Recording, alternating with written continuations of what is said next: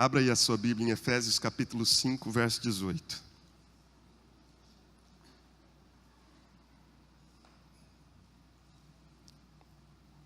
Você conhece esse texto? Efésios capítulo 5, versículo 18.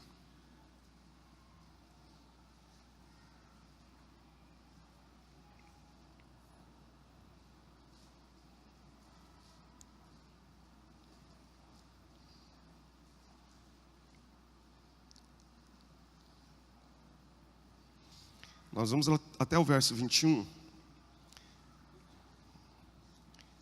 para não abortarmos a leitura. Então nós vamos até o verso 21, que diz assim, Efésios 5, 18. E não vos embriagueis com vinho no qual há dissolução, mas enchei-vos do Espírito, falando entre vós com salmos, entoando e louvando de coração ao Senhor com hinos e cânticos espirituais, dando sempre graças por tudo a nosso Senhor Jesus Cristo. Dando sempre graças por tudo a nosso Deus e Pai, em nome de nosso Senhor Jesus Cristo, sujeitando-vos uns aos outros no temor de Cristo. Amém. Senhor, nós te agradecemos pela tua palavra, te agradecemos por esse culto, pedimos que o Senhor continue ministrando o nosso coração e enchendo-nos, ó Deus, com o discernimento, iluminando os olhos do nosso coração, para que nós possamos discernir, Senhor, toda a riqueza da tua herança. Ó Deus, nós pedimos que os olhos do nosso coração sejam iluminados, para que o pleno conhecimento do Senhor nos alcance, para que nós possamos ir caminhando de glória em glória, para que nós possamos ir caminhando, ó Deus, assim como é a vereda do justo, que vai brilhando mais e mais, até ser dia perfeito. Vai, Senhor, nos conduzindo, vai nos dirigindo à tua boa, à tua agradável, mas leva-nos até a tua perfeita vontade para a vida de cada um de nós. É o que eu te peço, Senhor, no nome de Jesus. Amém. Semana passada nós iniciamos então a série Eu nele, ele em mim. Eu nele, ele em mim. Semana passada também nós já introduzimos a ideia do que queremos com essa série. Eu nele, comunhão. Ele em mim, união. Comunhão e união, ou união e comunhão. A união é Cristo habitando em nós. A comunhão é o homem buscando a intimidade, a proximidade, a estreiteza de relação com Cristo. A união é a certeza de que Cristo veio habitar em todo aquele que nele crê. Que o selo do Espírito está sobre a nossa vida. A união diz de algo como João capítulo 1, verso 12. E todos quanto receberam, deu-lhes o direito ou o poder de serem feitos filhos de Deus. Filhos de Deus. E isso não aconteceu por vontade humana. Não foi obra do sangue, não foi desejo do coração do homem. Foi uma ação do Espírito Santo. Uma ação do Espírito Santo. Nos conduzindo, nos levando até o Pai. Veja, a união nos fala de uma relação, de uma aliança que não pode ser dissolvida. Creio nisso. A união, ela não pode ser quebrada, porque é uma obra de Deus em nós. Aquele que crê em Jesus Cristo, o Filho de Deus, esse tem a vida eterna. Aquele que recebe a Jesus Cristo na sua vida, diz a palavra, que ninguém pode arrebatá-lo das mãos de Deus. Ele está seguro nas mãos do Eterno. Isso fala da nossa união com Cristo. A comunhão, em contrapartida, o menor pecado pode afetá-la. A comunhão, em contrapartida, ela é muito sensível. E nós precisamos manter uma atenção quase que permanente, quase não permanente. Orai sem cessar. Aquele que permanece em mim e eu nele, esse dá muito fruto, porque sem mim nada podeis fazer. Sem mim nada podeis fazer. Então, observe que a comunhão é mais ou menos assim, vamos lá. O menino sai de casa, pede a herança do pai, vai viver dissolutamente, gasta tudo. E quando ele volta com um discurso pronto. E o discurso é: pai, pequei contra ti, não sou digno de ser chamado teu filho, trata-me apenas como um dos teus empregados, dos teus servos. Ele vem com esse discurso pronto. Quando ele está se aproximando da casa, diz as Escrituras que o pai de longe o avista. O pai de longe o avista, corre até ele, o abraça e o beija.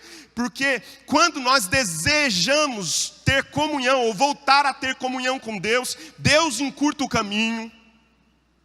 Você entendeu isso?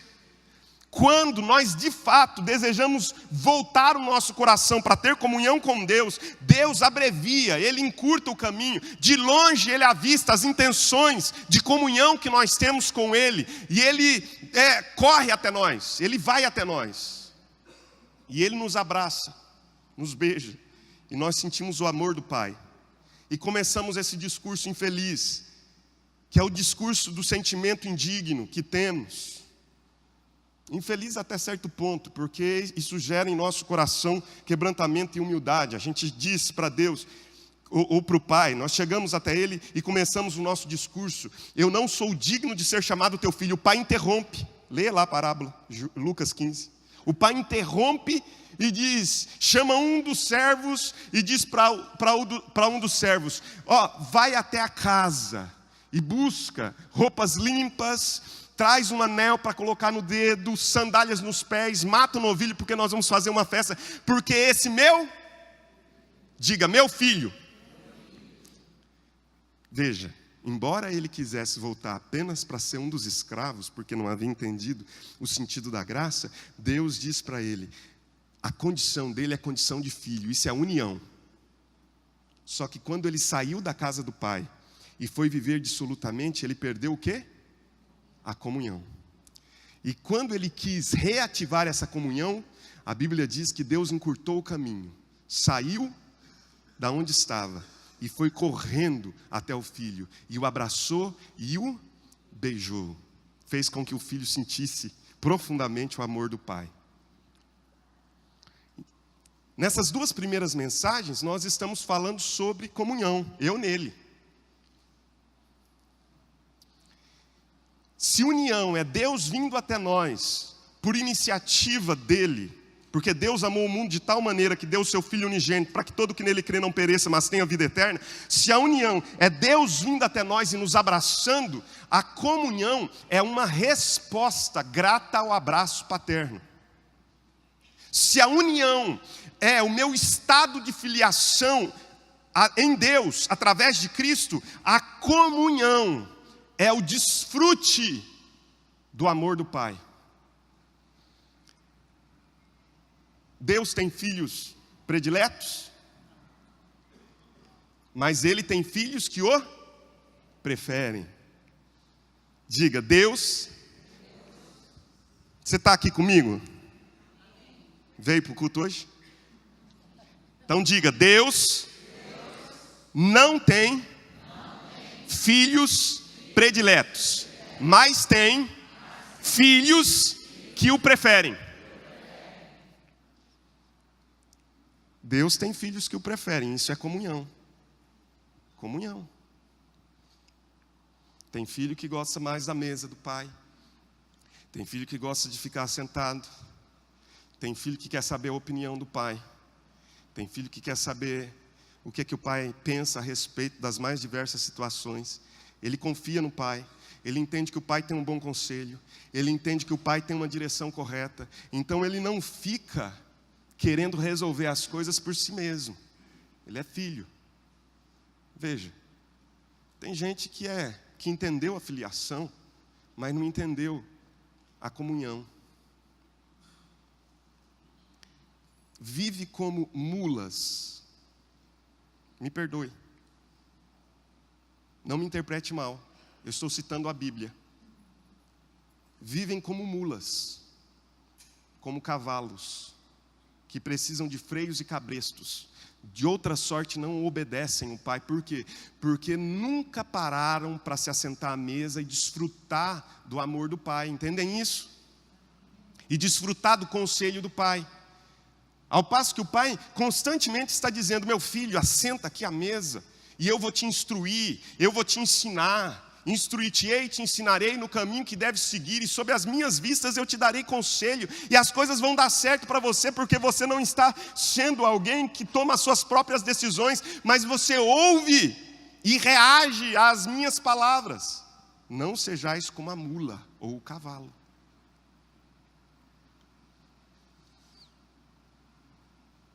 Isso é perigoso a gente falar isso, né? Uma vez lá em Goiânia, Sônia talvez se lembre disso, eu citei um ditado para uma senhora. Até hoje essa mulher não gosta de mim, vocês acreditam nisso? Verdade. Até hoje, eu descobri isso há pouco tempo. Eu tenho que pedir perdão para ela reativar o relacionamento comigo. Irmãos, falar essas coisas é perigoso. Eu falei, citei um ditado. Lá no Goiás a gente cita esses ditados assim, porque ela ia na frente da igreja e ficava batendo. Ela era dirigente da escola dominical. Ela ia lá e batia no presbítero, batia no pastor, batia na igreja, batia em todo mundo. Um dia eu chamei ela, mas também, ó a cabeça, 21 anos, chamar uma anciã para falar com ela. Eu chamei e disse para ela assim: ó, minha irmã, é o seguinte, vaca que apanha não dá leite.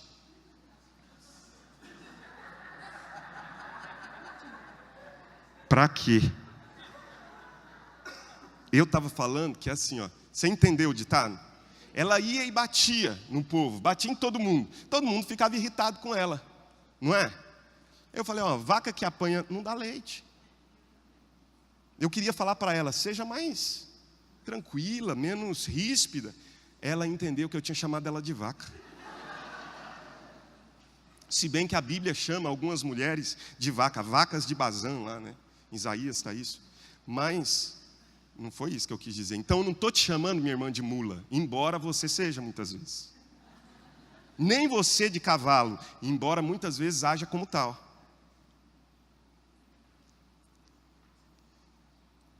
União e comunhão. Nessas duas primeiras mensagens, semana passada, comunhão diária com Deus. E hoje eu queria falar, dar algumas ideias aqui para os irmãos sobre o enchimento diário do Espírito. Eu estou colocando diário aqui porque eu acredito em algumas coisas que esse texto nos diz. Já cheguei a compartilhar com os irmãos sobre isso, mas esse diário é importante. Se você ler esse texto mais minuciosa, mais detalhadamente, você vai encontrar algumas preciosidades. Efésios 5,18. Não vos embriagueis com vinho no qual há dissolução, mas enchei-vos do Espírito. Essa expressão enchei-vos do Espírito, esse verbo encher, ele é um verbo imperativo, portanto não é uma opção, é uma ordem. Ele está no plural, portanto não é para uma pessoa, não é para o pastor, não é para a liderança, é para o povo de Deus. Está na voz passiva ou média. Isso é difícil no grego da gente discernir claramente, mas está falando que é algo que nós nos rendemos para que Deus faça em nós.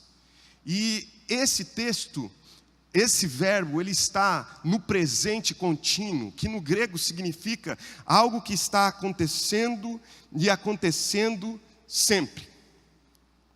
Qual é o grande problema? Eu venho de uma ascendência pentecostal, e eu não me envergonho de dizer isso. Meus avós eram pentecostais da Assembleia de Deus e aprendi muitas coisas com eles. Mas talvez uma das coisas que eu precisei desaprender foi a teologia do batismo pentecostal do Espírito Santo. O que essa teologia falava? Falava que nós precisávamos de uma experiência com o Espírito Santo e que essa experiência mudaria definitivamente a nossa vida. Que ela seria uma experiência pontual, que ela seria uma experiência única, uma experiência definitiva. Meus irmãos, alto lá. A experiência com o Espírito Santo de Deus, de relacionamento, de enchimento dele, não é uma experiência única que fica no passado, é uma experiência diária, contínua. Acontece agora e deve acontecer todos os dias. O maná de ontem apodrece. Olha para o seu irmão que está do seu lado. Olha para ele. Pastor, não gosto de ficar olhando para o meu irmão. Eu também não gosto de ficar falando, mas estou falando. Olha para quem está... Você não tem ninguém que está do seu lado. Olha para a dona Dagmar que está atrás. Diga para ele, o maná de ontem apodrece. Meu irmão, a experiência de ontem é uma experiência que ficou no passado. Nós precisamos de uma experiência diária com o Espírito Santo, de um enchimento diário com o Espírito Santo. Deus tem maná todos os dias para o seu povo. Deus tem alimento todos os dias para o seu povo. Deus quer que nós nos alimentemos da sua presença todos os dias. A palavra de Deus ontem é uma promessa para te firmar, mas Deus tem novas palavras ao seu coração e Ele quer falar com você todos os dias. Nós precisamos experimentar isso. Nós precisamos experimentar essa comunhão diária, esse enchimento permanente, no sentido de nós estarmos constantemente nutrindo isso, constantemente acolhendo, desejando que o maná de Deus venha naquele dia para nós.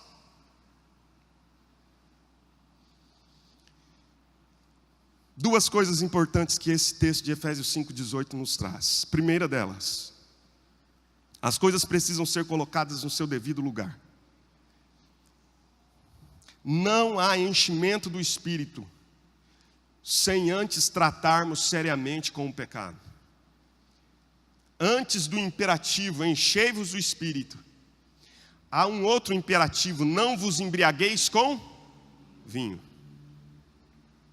no qual há perversidade, dissolução. Antes de Deus trabalhar na nossa vida com esse enchimento do Espírito, nós devemos tratar seriamente com o pecado na nossa vida, irmãos.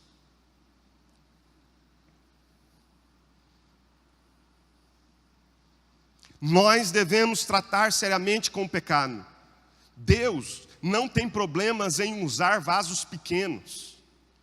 Talvez você diga, mas eu sou um vaso tão pequeno. Meu irmão, quanto menor, melhor. Quanto menor, mais rápido ele é cheio. Quando o vaso é muito grande, precisa de muito conteúdo para enchê-lo. Mas quando o vaso é pequeno, mais rápido ele enche. O problema de Deus não são vasos grandes ou pequenos. O problema de Deus são vasos sujos. Robert Coleman, no livro A Chegada do Avivamento Mundial, ele diz, Deus usa vasos pequenos, mas não usa vasos sujos. Deus não usa vasos sujos. Deus não lida com essa questão do pecado de maneira de somenos importância, como nós muitas vezes lidamos, como se fossem coisas que não devessem estar sendo tratadas todos os dias seriamente por nós. Vamos lá. Você conhece Jesus. Você já leu as Escrituras e conhece as passagens em que nós observamos o nosso Senhor lidando com as coisas de um modo absolutamente equilibrado. Jesus sempre foi equilibrado. É absurda a leitura bíblica. Quando a gente vai lendo, o nosso coração vai se tornando quebrantado e a gente vai entendendo como Jesus é de um caráter sóbrio, de um caráter equilibrado. Jesus tratava as coisas de uma maneira tão correta. Nós nos surpreendemos com as respostas que ele dá. As pessoas tentam pegá-lo em alguma coisa, mas a sabedoria dele confunde essas pessoas. Por exemplo, um dia trazem uma mulher que for apanhada em flagrante adultério diante dele. E a Bíblia diz que pedem de Jesus um ultimato sobre aquela mulher, porque a lei de Moisés mandava que essas mulheres fossem apedrejadas até a morte. Jesus está escrevendo no chão, e nós não sabemos o que ele escrevia no chão, mas lá estava Jesus escrevendo, quando os homens insistem com ele, e Jesus se levanta e diz, bem, aqueles que estiverem sem pecado, comecem agora o apedrejamento. E a começar dos mais velhos, as pedras começam a rolar.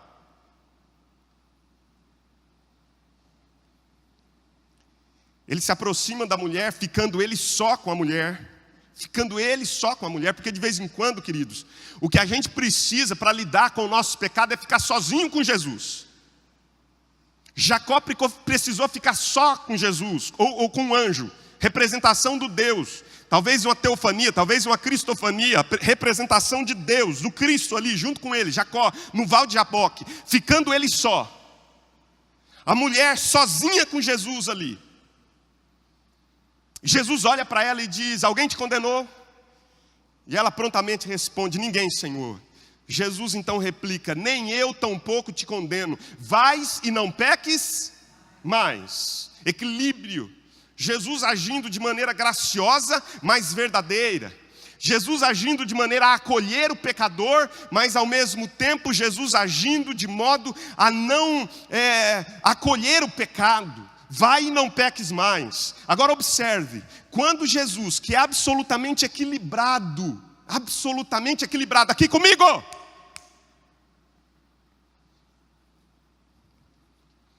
Quando Jesus, que é absolutamente equilibrado, lida com o pecado, você olha e acha que ele é de uma radicalidade impressionante. Exemplo: se os teus olhos te fazem pecar,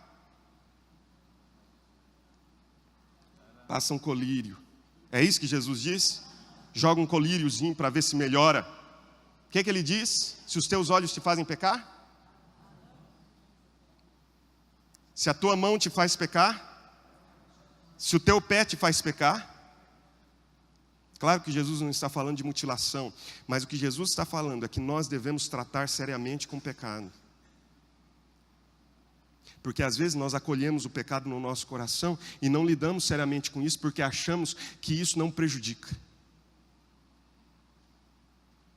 A palavra de Deus diz que Jesus morreu numa cruz para perdoar os nossos pecados. Meu irmão, se o pecado fosse algo de somenos importância, Deus teria encontrado uma outra saída.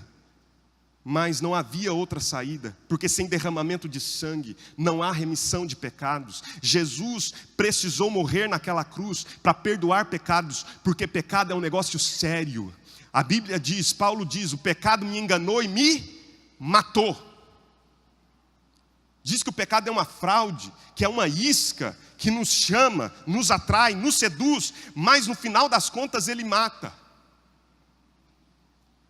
O pecado olha para você como um peru em véspera de Natal. Vai engordando, engordando, engordando, engordando você. Mas chegou na véspera. O salário do pecado é a morte. 5 votos espirituais para se 5 votos para se obter poder espiritual, de A.W. Tozer. Primeiro voto: trate seriamente com o pecado.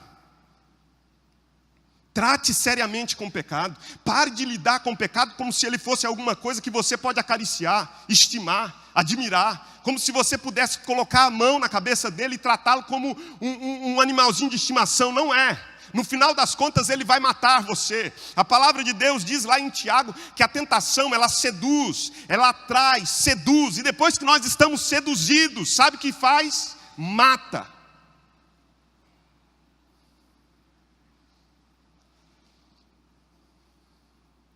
Graças a Deus pelo sangue do Cordeiro Jesus Cristo.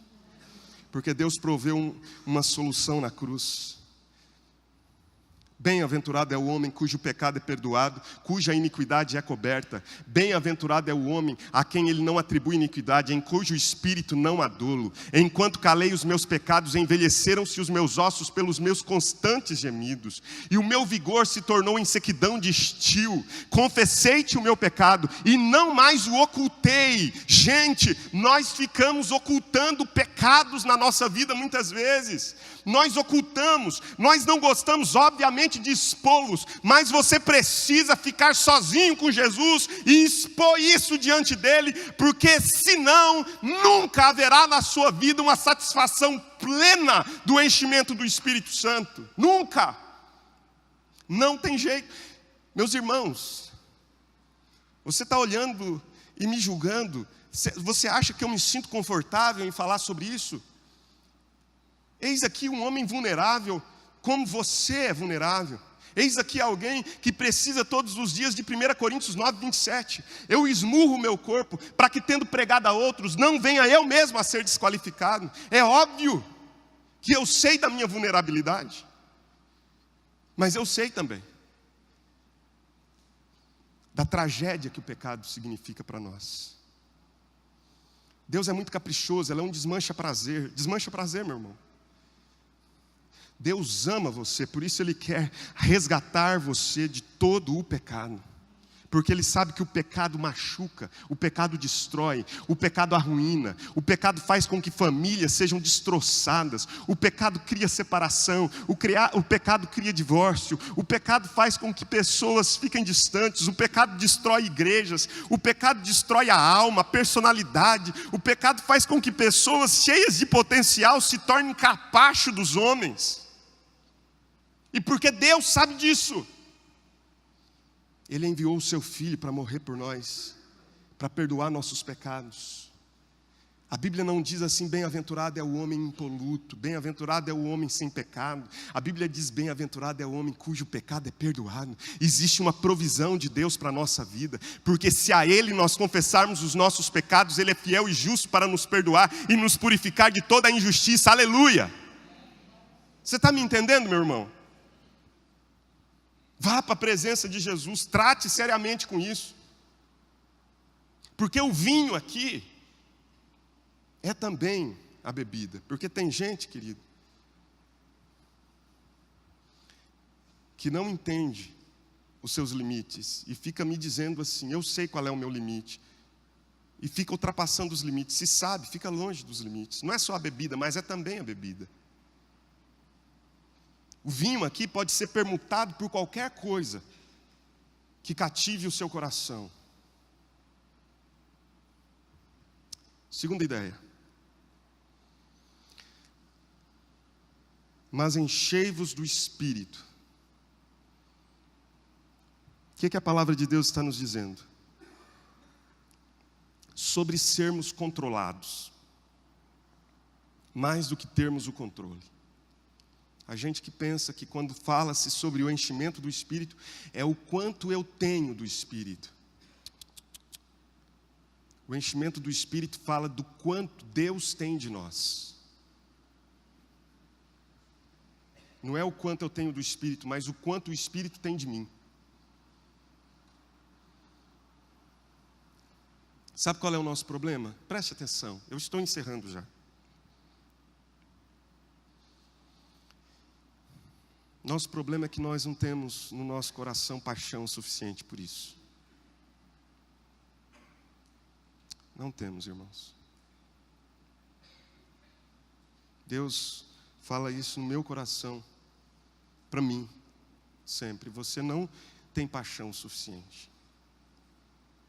Se tivesse paixão suficiente. Porque às vezes a gente acha que o negócio com Deus é performance. Ah, agora eu passei a jejuar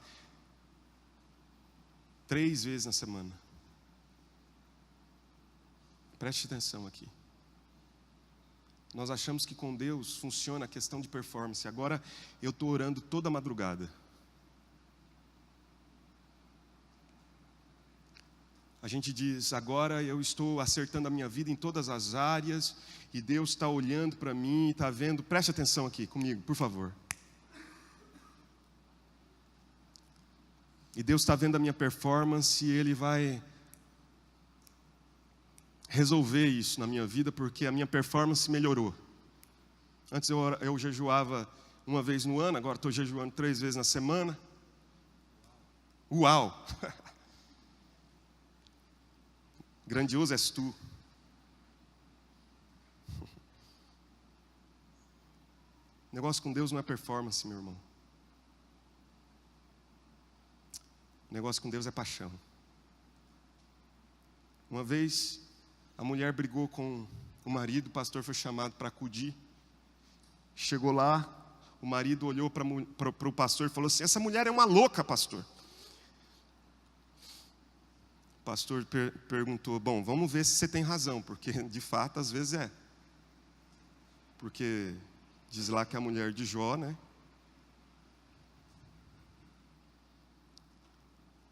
De vez em quando mas vamos ver o que aconteceu. Nós temos não sei quantos anos de casado. E a vida inteira essa mulher quis que eu fosse com ela no supermercado. E eu não gosto de supermercado, pastor. Não gosto.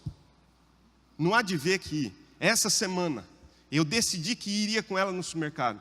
E fui hoje.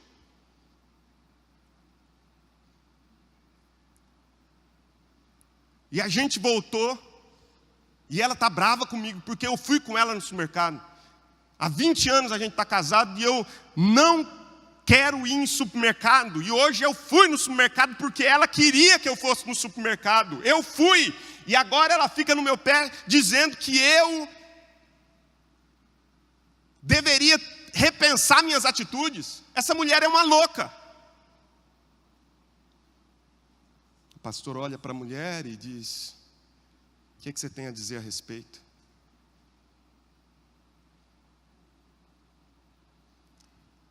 Exatamente isso, pastor, que ele disse.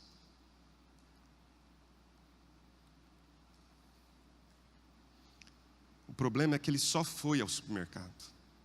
Chegou lá, ele não parava de olhar no relógio dizendo: vamos logo, termina logo essa compra. Vamos depressa, porque eu não aguento esse ambiente. Isso aqui me dá coceira, eu tenho ojeriza desse lugar. Vamos logo, mulher, termina logo essa compra, eu não aguento isso. Mais do que ele ir ao supermercado, o que eu desejava é que ele quisesse ir ao supermercado.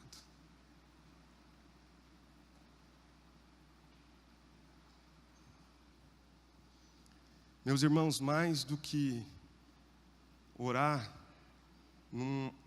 numa vida mecânica e automática, Deus quer que você queira a presença dEle. Sabe qual é o nosso problema? A gente não tem paixão suficiente por Deus. A gente melhora a nossa performance, mas a nossa paixão não melhora.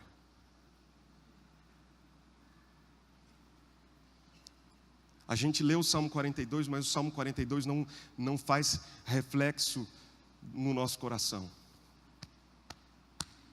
Assim como a corça suspira pelas correntes das águas, por ti, ó Deus, suspira a minha alma.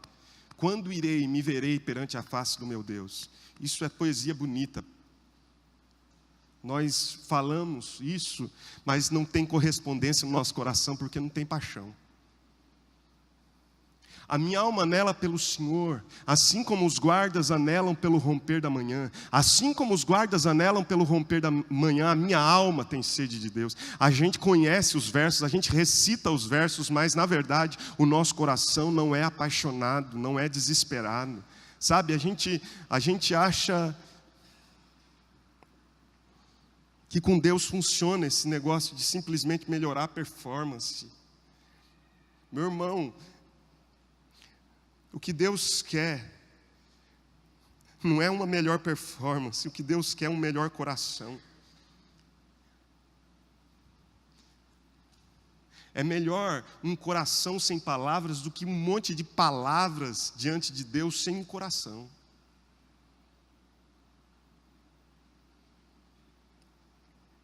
Vamos ficar de pé.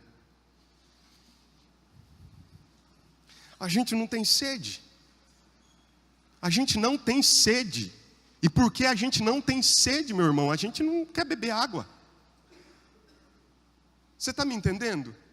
A gente não tem sede, porque não tem sede, a gente não quer água.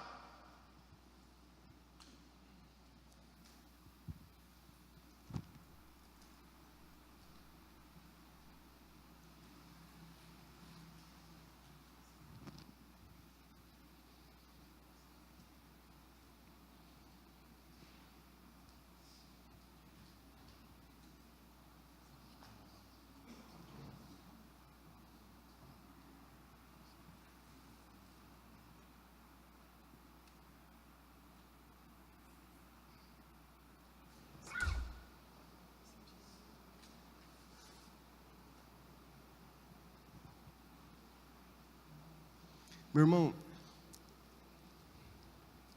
preste atenção no que eu vou te dizer.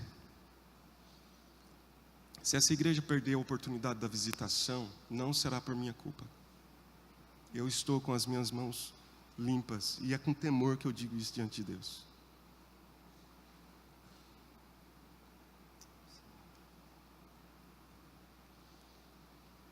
Porque Deus está dizendo, há uma oportunidade de vocês experimentarem uma visitação. Mas está faltando paixão. Se alguém tem sede, venha a mim e beba. Vai chegar um dia que as pessoas, preste atenção nisso. Amós capítulo 8, verso 11. Vai chegar um dia em que as pessoas terão fome e sede, não de pão e nem de água, mas de ouvirem as palavras do Senhor. E elas percorrerão de mar a mar, sairão do norte, irão até o oriente, mas não acharão. Vai chegar um dia em que as pessoas vão querer, e não vão poder. Não vão poder. Buscai a Deus enquanto se pode achar, e invoque-o enquanto Ele está perto.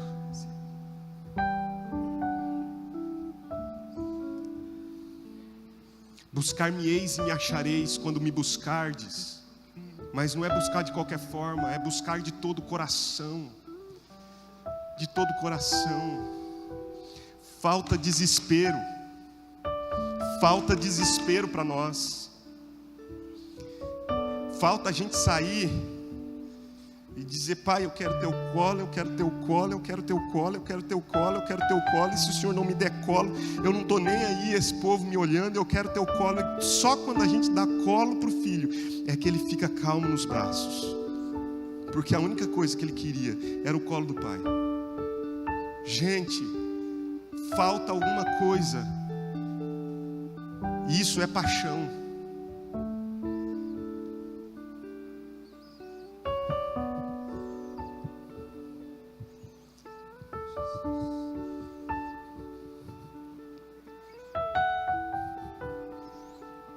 Deixa eu ser bem franco com você. Bem franco.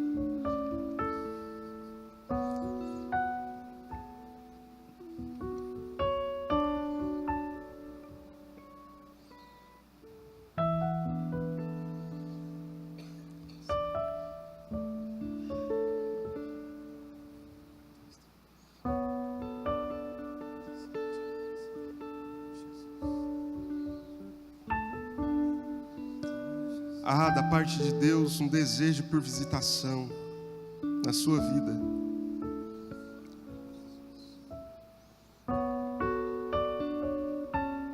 Mas o quanto você quer isso?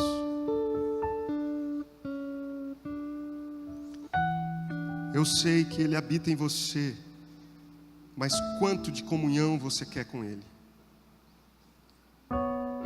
Quanto de comunhão você quer?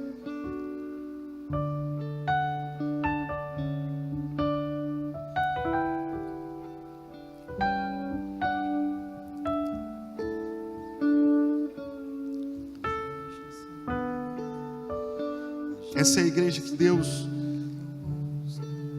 está tentando fazer alguma coisa há muito tempo.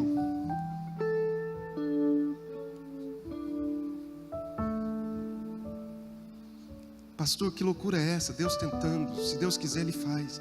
Meu irmão, você não está entendendo.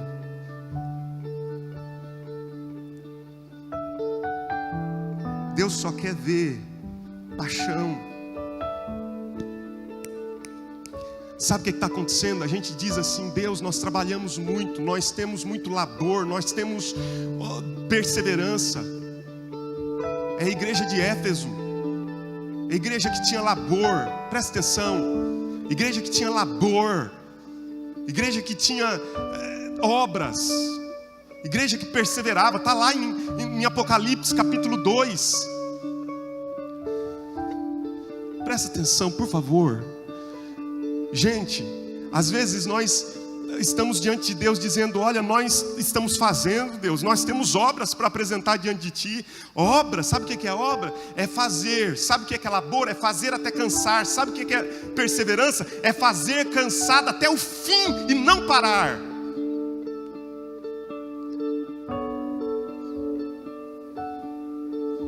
Só que aí vem Jesus e diz assim, Mas eu tenho uma coisa contra ti.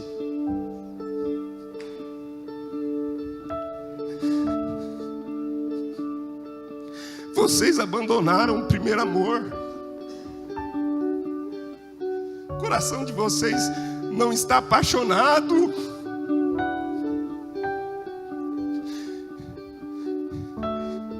E a gente vai perder a visitação se o nosso coração não estiver apaixonado por Deus. Você não está entendendo, meu irmão.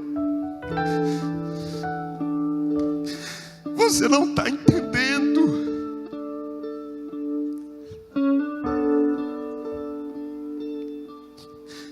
Eu tenho contra ti que você abandonou o amor, o primeiro amor.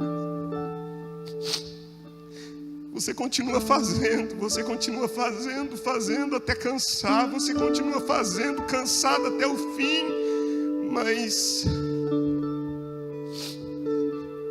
o que eu queria é que vocês estivessem apaixonados por mim. Sabe, meu irmão, preste atenção, por favor.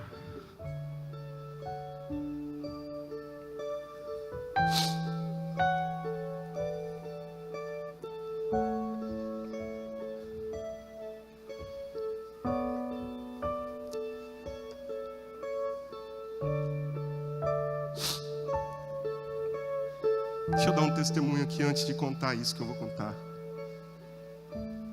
Depois, fiquem apenas aqueles que estiverem interessados em se apaixonar por Deus. No demais, fique em paz. Não é uma censura, é só uma constatação. Você fique à vontade para ir embora. Se existe alguém que eu preciso honrar na minha vida, é a minha esposa. Se existe alguém que eu preciso honrar na minha vida, é a minha esposa. Quando nós nos casamos, ela tinha 19 anos. Ela deixou a sua família aqui no interior de São Paulo e foi para Goiânia comigo. E nós tínhamos apenas 2 malas de roupa. Nós não tínhamos geladeira, nós não tínhamos mesa, nós não tínhamos fogão. Uma grande bênção, eu já contei isso aqui, nós não tínhamos televisão. E a única coisa que a Sônia quis comprar antes foi a televisão, não deu certo. Fez um consórcio da Sharp, amor. Era da Sharp, Sônia. A Sharp faliu e não entregou. Ela pagou direitinho o consórcio, não entregou, e ela foi comigo para lá. E a gente chegou, a casa que a igreja falou que a gente ia morar não tinha. A gente precisou ficar 1 mês na casa de um presbítero. Então, se existe uma mulher que eu preciso honrar, é minha esposa. E eu não admito que falem dela, viu? Eu não admito que falem dessa mulher. Você não sabe quem é ela. Você não conhece. Você não conhece. Então, se brigar com ela, brigou comigo. Mas o que eu quero te dizer? Quando nós começamos a namorar, claro, eu era bem mais jovem, tinha mais vigor.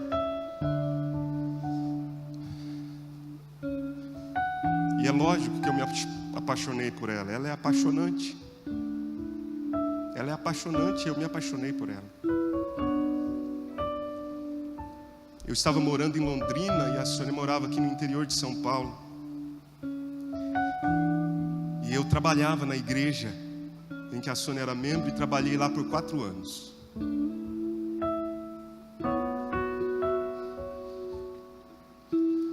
Por 1 ano eu trabalhei, lembra de Jacó? Por 1 ano eu trabalhei, nós não estávamos namorando não, eu ia 200 quilômetros, só que eram os 200 quilômetros mais demorados da história. Você não sabe o que é esses 200 quilômetros. Eu digo que lá para Itaguaí você não tem ônibus nem direto, nem indireto. Então eu tinha que sair de Londrina, parar em Piraju, de Piraju eu tinha que ir para Fartura, e de Fartura eu tinha que ir para Itaguaí. E de Piraju a Itaguaí era 30 quilômetros, eu precisava de 2 ônibus.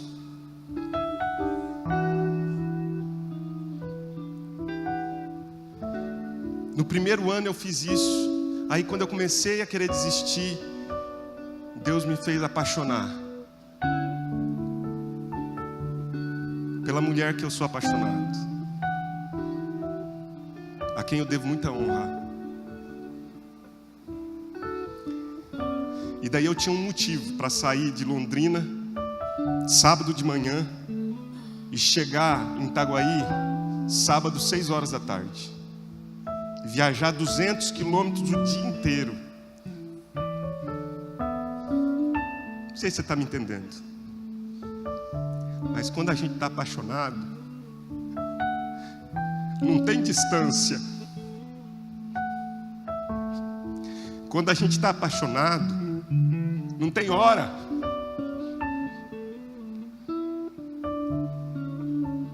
Quando a gente está apaixonado,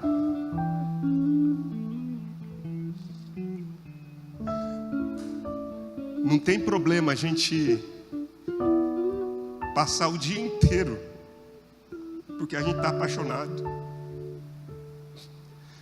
Sabe por que é difícil para você vir no culto? Porque te falta paixão. Sabe por que é difícil para você acordar mais cedo para ter comunhão com Deus? Porque isso é só uma mecânica na sua vida, não tem paixão. Porque quando tem paixão, a gente não vê distância, a gente não vê hora. Meu irmão, busque ao Senhor enquanto se pode achar. Vai chegar um momento em que as pessoas terão necessidade disso e não vão encontrar. Mas agora é o tempo da visitação de Deus para a sua vida. Não deixa a oportunidade passar.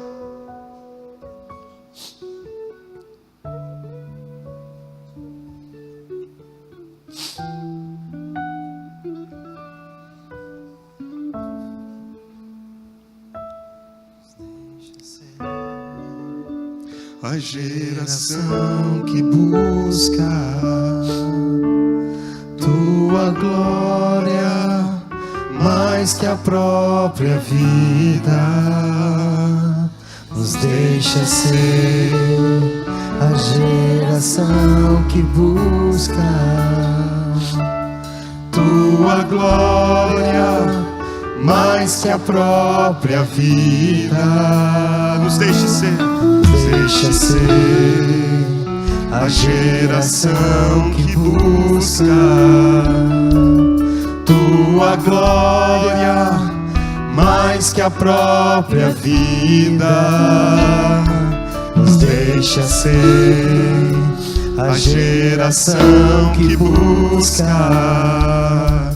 a tua glória mais que a própria vida.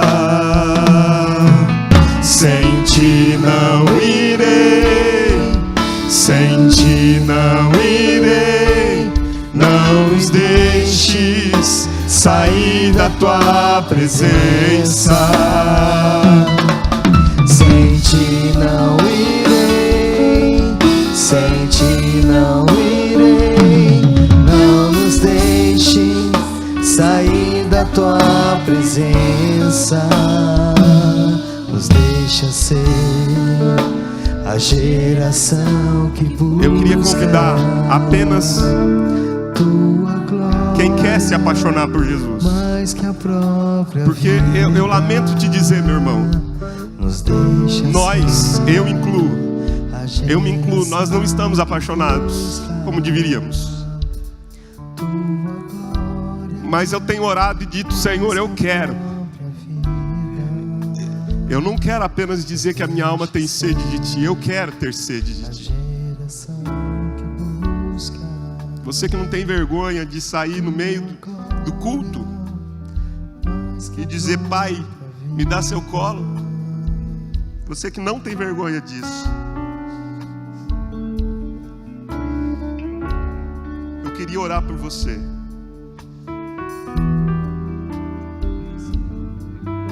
Os demais, eu queria liberar para que fossem para casa.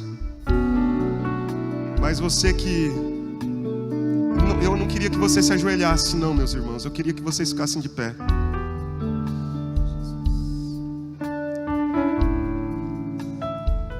Pode se aproximar o máximo possível daqui. Isso, pode até subir os degraus. Muito bem, dona Cleusa.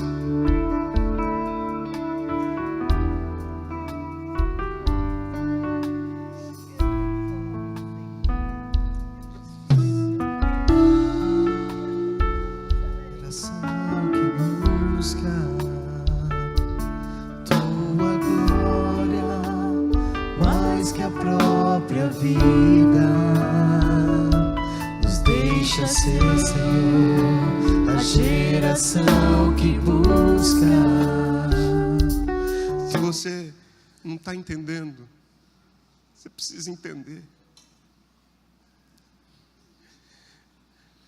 É algo que vai no coração e diz assim, ó, sem isso eu não vou conseguir viver.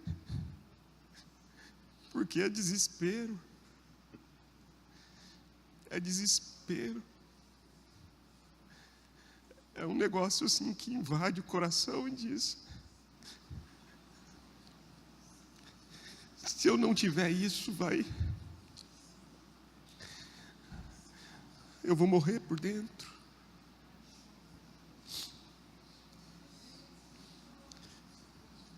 O que eu estou pedindo? Eu estou pedindo para você falar: Deus, eu não estou querendo que você tenha uma experiência pentecostal, não é isso, não tem nada a ver com pentecostalismo, tem a ver, meus irmãos, com paixão por Deus, paixão que consome a gente por dentro, de modo que nada mais importa a não ser Deus.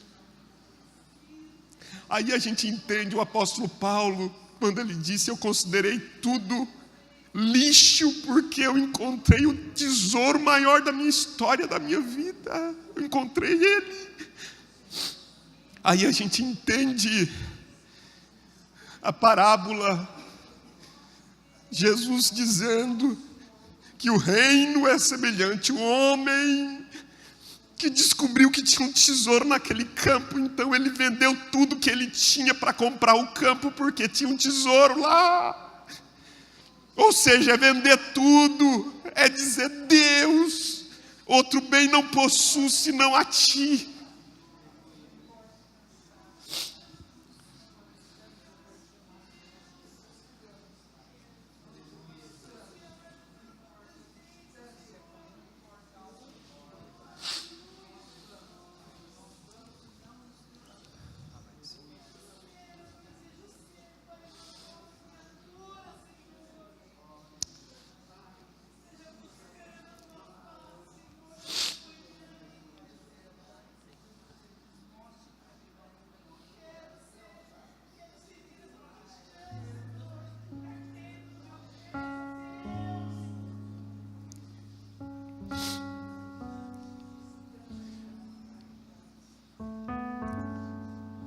Tem jeito de os irmãos que estão nos corredores tentar se aproximar o máximo possível aqui, até se você puder subir, tem um espaço aqui. Eu não queria que ninguém ficasse no corredor, porque isso é símbolo agora.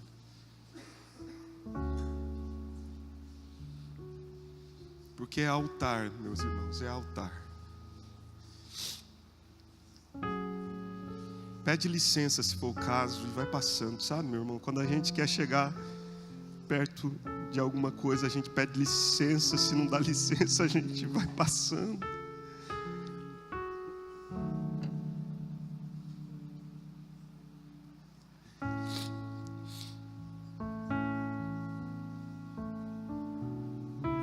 E a gente diz: eu preciso me aproximar o máximo possível de lá. É símbolo isso.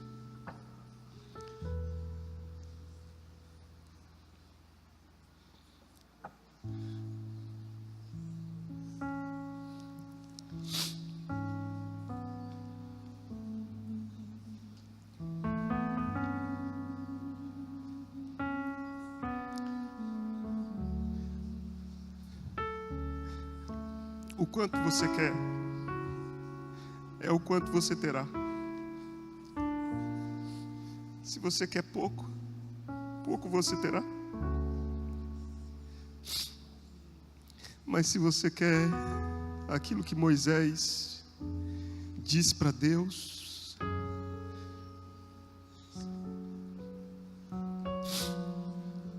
me me deixa ver a tua glória.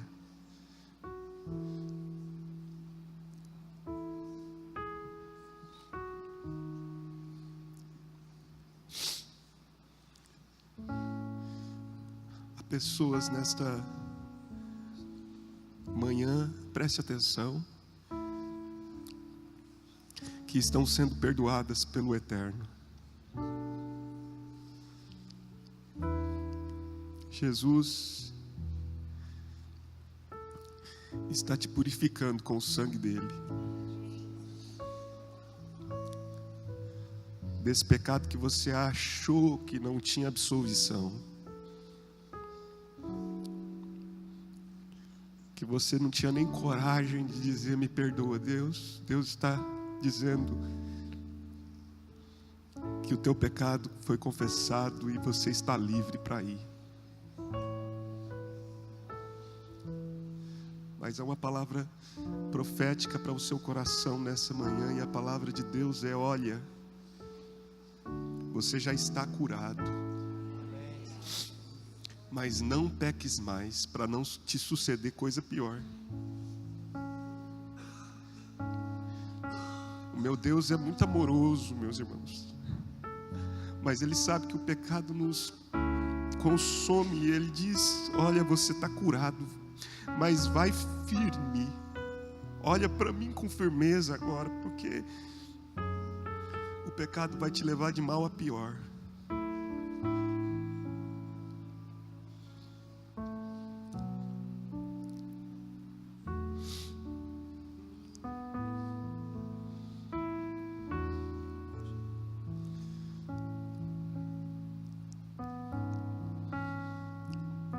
Sacrifícios agradáveis a Deus é o coração contrito, compungido.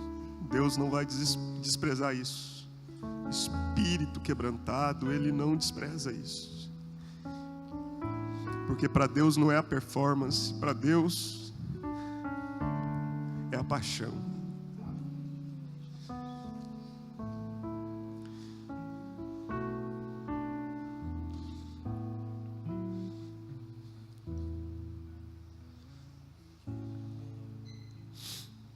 Senhor, eu quero orar pelos meus irmãos aqui, pelas minhas irmãs, por essa igreja que está aqui diante do Senhor.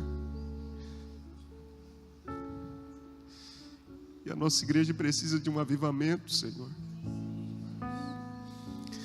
Um avivamento da paixão, um avivamento do amor. Não são experiências místicas, não são êxtases, manifestações espirituais, é mais do que isso. Isso é só exterioridade daquilo que pode refletir o que está acontecendo dentro de nós. E nós queremos nos arrepender agora, Pai, da nossa formalidade pecaminosa. Nós queremos nos arrepender de muitas vezes erguermos as nossas mãos, mas o nosso coração estar tão frio. Nós queremos nos arrepender de muitas vezes fazermos orações cheias de protocolo para impressionar os que estão ao nosso redor, mas não estamos amando o Senhor como deveríamos amar. Senhor, eu quero pedir que o Senhor não deixe passar a oportunidade da visitação neste lugar. E a primeira coisa que eu te peço, então, perdoa-nos da nossa frieza. Perdoa-nos, Senhor. Perdoa-nos, por favor. Purifica o nosso coração. Nós não queremos vir para o culto como se o culto fosse uma formalidade religiosa. Nós queremos vir para um encontro com o Senhor. Nós queremos nos encontrar contigo quando nós estivermos reunidos nas nossas células. Nós não queremos ir para uma mera reunião, nós queremos ir para um encontro contigo. Nós queremos, ó Deus, nos encontrar contigo quando nós saímos da nossa casa para a semana de oração. Nós não queremos ir para um protocolo, para cumprir, Deus, uma burocracia religiosa. Nós queremos ir para ter um encontro contigo, porque o meu amado é meu. e eu sou dele. Senhor, nós precisamos de Ti. Senhor, eu quero dizer que eu não estou apaixonado como queria estar. E eu quero pedir, Senhor, apaixona o meu coração. Apaixona o coração dos meus irmãos. Apaixona o nosso coração por Ti. De modo que nós possamos dizer que o meu amado é o mais belo entre os milhares e milhares. Que, Senhor, isso seja tão intenso para nós que a gente olhe para Jesus como nosso amado e digamos que o meu amado é mais belo, o mais belo de todos. Por favor, Senhor, é o que eu te peço, é a minha súplica ao Senhor, é a minha intercessão, é em nome de Jesus. Você pode erguer as suas mãos? Meu amado é o mais belo entre milhares e milhares. Meu amado é o mais belo entre milhares e milhares. Senhor, que a Tua bênção seja sobre o Teu povo. Que a graça do Senhor seja abundante sobre nós. Que o amor do Senhor nos constranja. E que a unção do Teu Espírito, o conforto e o consolo que Ele dá, encha o nosso coração. É tudo que eu te peço. É tudo que eu te imploro nesta hora, em nome de Jesus. E para a glória de Jesus. Amém.